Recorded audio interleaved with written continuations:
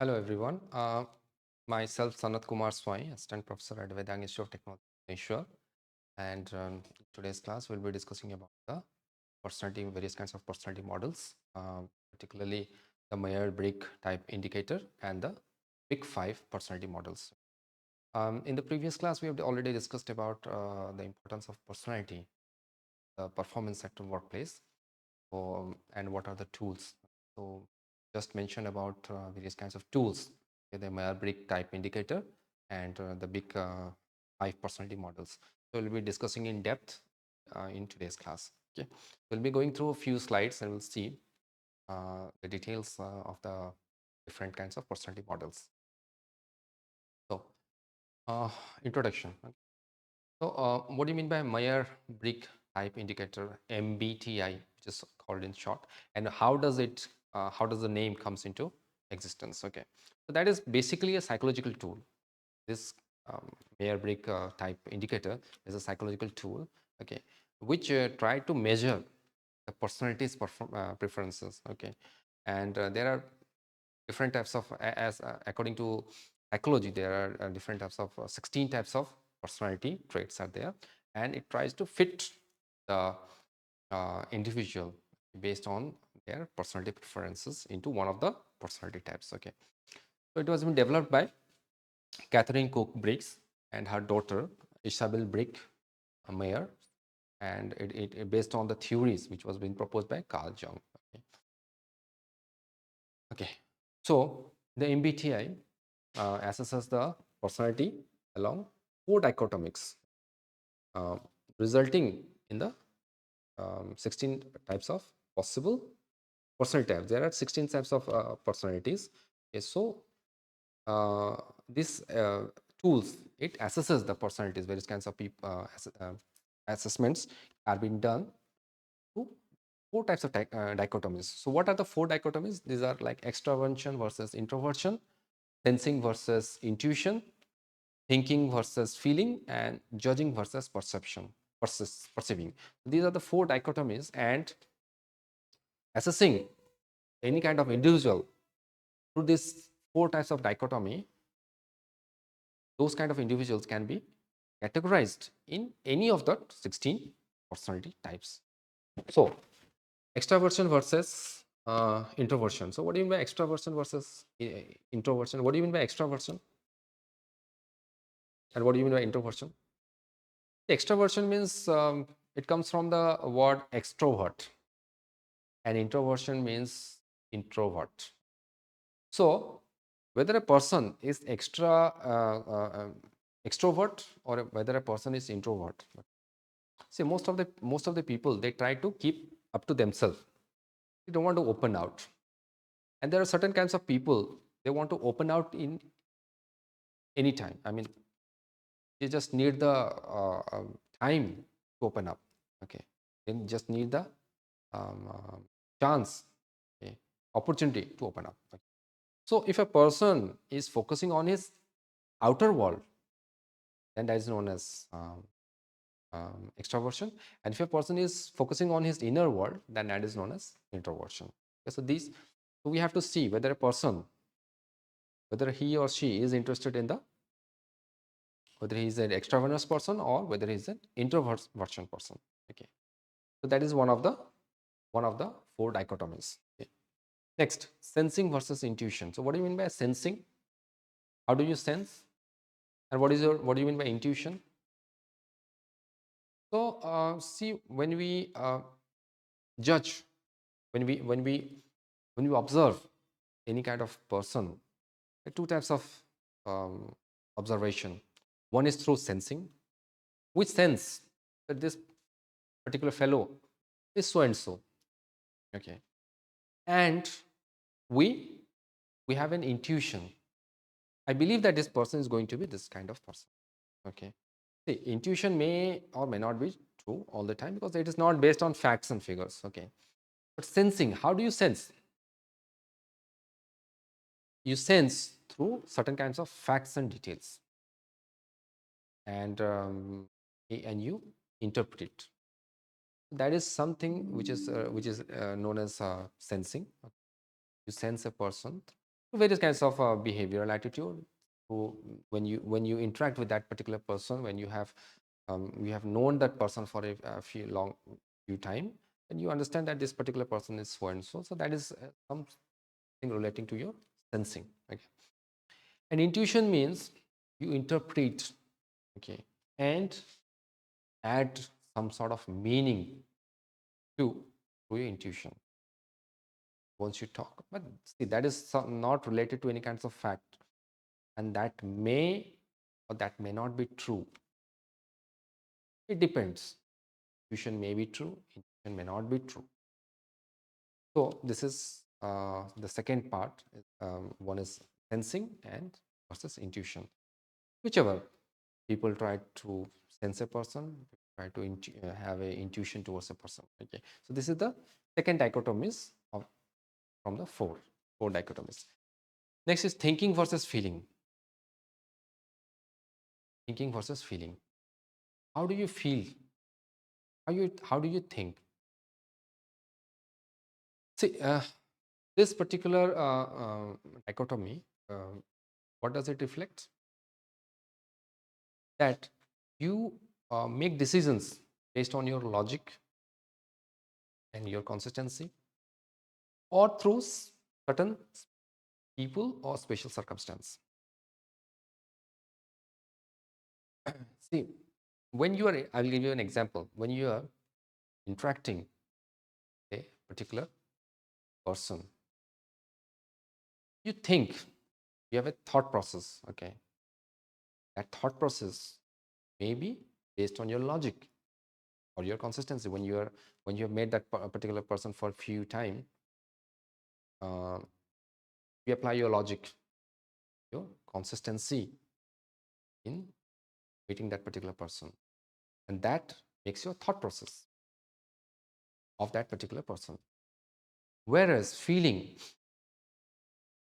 is not based on any kind of thought. Feeling is not based on any kind of facts and figures. Feeling is just feeling. See, what happens is that um, um, when you meet a particular person, somehow it comes into you that yes, there's a special circumstances. You trust that particular person, that you have a certain type of behavior towards that particular person, certain types of longingness to that particular person. So that is something like your feeling. Okay, that also may be true, that may not be true. We cannot confirm it, but uh, it is something which attributes to your special circumstance. Next, judging versus perceiving. What do you mean by judging? What do you mean? How do you judge a person and how do you perceive a person? Okay, so judging means um, how do you judge a person and what are the approaches to judge a person and how do you perceive a person? See, perceiving is very flexible and it is very spontaneous. You perceive a person as he or she is, but you judge a person based on certain kinds of approaches, based on his or her outfit. You judge a person based on his or her talking. You judge a person based on his or her what education, social background. Okay. That can be anything. Okay, you judge a person based on the outside world, but you perceive a person as he or she is. There's something very spontaneous. It comes automatically. So these are the four dichotomies which the MBTI, Myers-Briggs, okay, uses, and while assessing the personality traits of people, these four dichotomies are being taken into consideration, and based on the results, they have been put into 16 different types of possible personality types. Next. So this preference combined to form the 16 personalities types. See, there are a lot of various kinds of personality. There are 16 number of personality types. We are not going to talk deep into those personality types. We'll be looking at few personality types such as ISTJ. What do you mean by ISTJ? ISTJ means I introverted, okay. S sensing, T is thinking, and J is judging. Okay. So you are introverted, you are sensing, okay, and you are thinking, and you are judging. And what do you mean by ENFP? ENFP, extraversion. E for extraversion, okay. Um, uh, Here N means intuition. N signifies intuition, okay. F is feeling, okay, and P is perception, okay. Or you can say INFJ. INFJ means introverted, okay, intuitive, feeling, and judging, okay. So why these kind of personalities are being taken into consideration? See, it's important to note that the MBTI is widely used but has faced criticism in the scientific community for a lack of empirical evidence. Okay. You see, the MBTI has been used widely for the world, but it is lacking the empirical evidences. Much of the empirical evidences are not being taken into consideration while assessing the personality traits. Okay, so that is why it has faced criticism in the scientific community. Okay, while it has been a useful tool for self-reflection and personal insight, is not considered highly reliable or valid measures by many psychologists.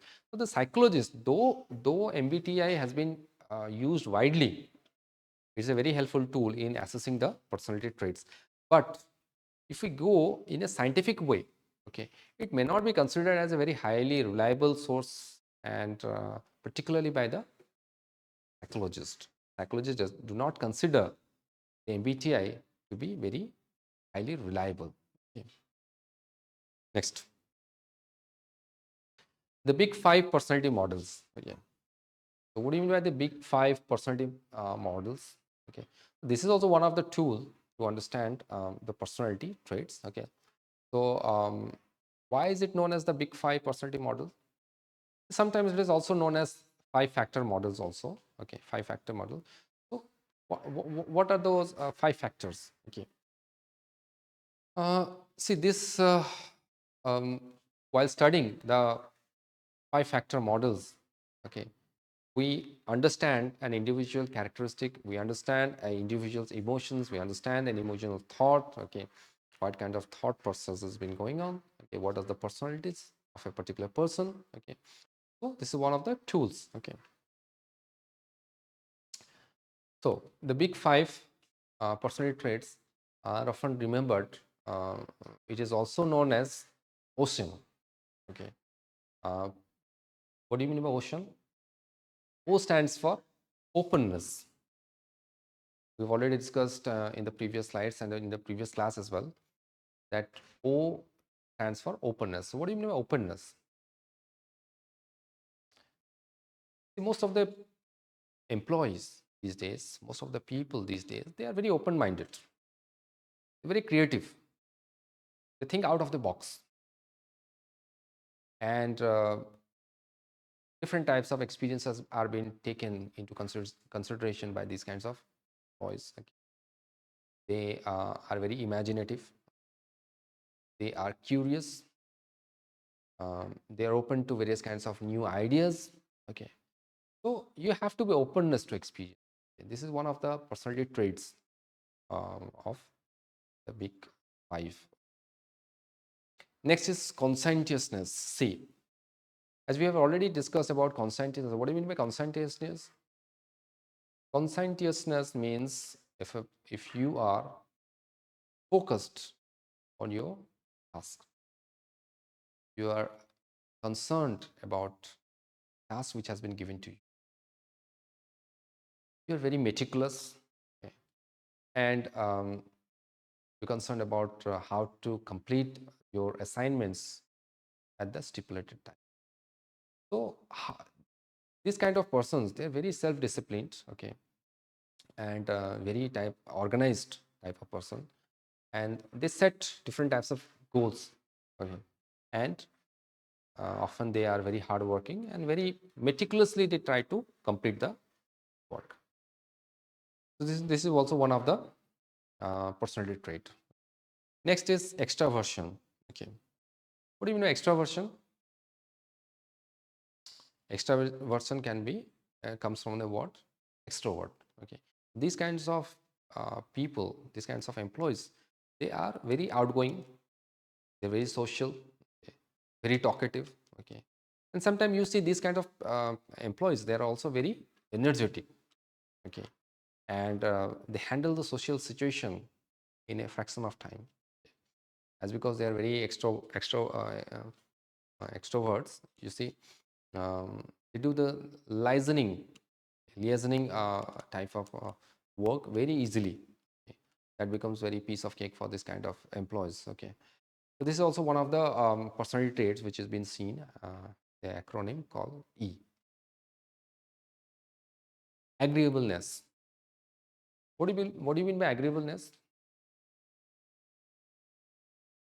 Agreeableness doesn't mean that you're going to agree to anything. Okay. It's nothing to do with agreeing to anything. Okay. But sometimes these kind of attributes, this kind of personality, okay, when we see with any kind of employee, we see that these kinds of employees are very cooperative. Okay. They are very cooperative. They're very empathetic. Okay. And they are also considerate towards other. Okay. The sympathy and empathy. Okay.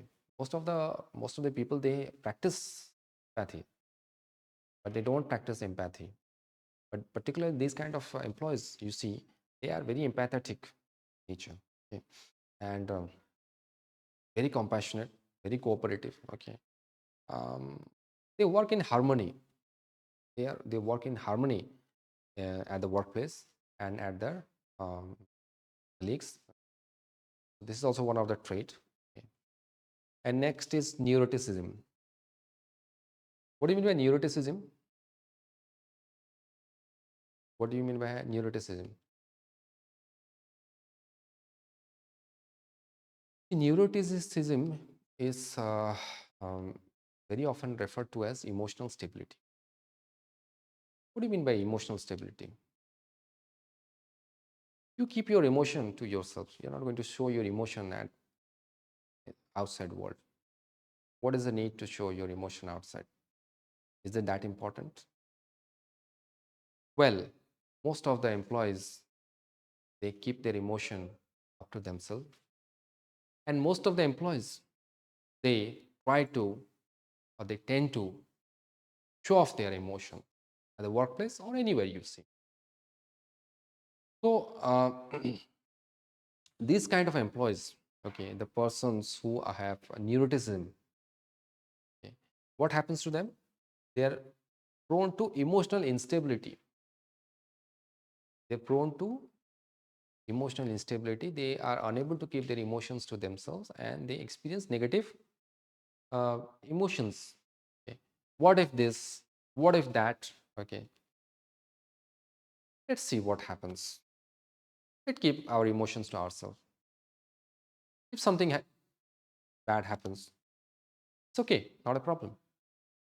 Why should we worry before actually getting to that problem?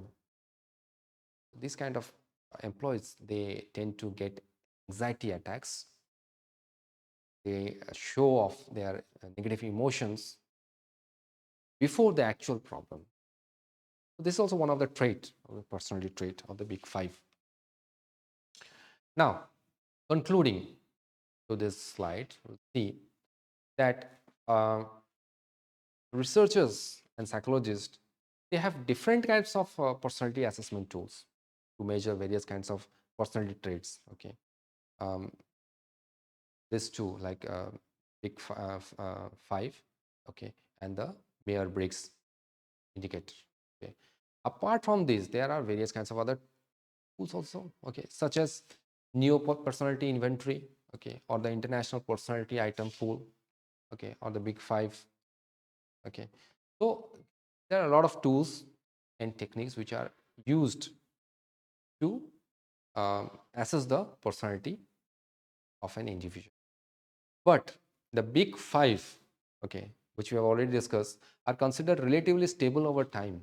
Okay, see, with due course of time, various kinds of tools and techniques, they become outdated, and there has to be new tools which need to be implemented to understand various kinds of personality assessment. Okay, so the big five can be said that it is relatively stable over time. It has not been changed. Okay, rather the Myers-Briggs has indicator has already been is somewhat it is said as an outdated theory or outdated technique by the um, psychologist particularly, because it's not scientific.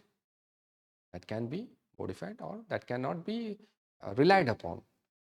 But if we see the big five personality trait, then it is relatively and considerably stable in the course of time and can be influenced by various kinds of factors.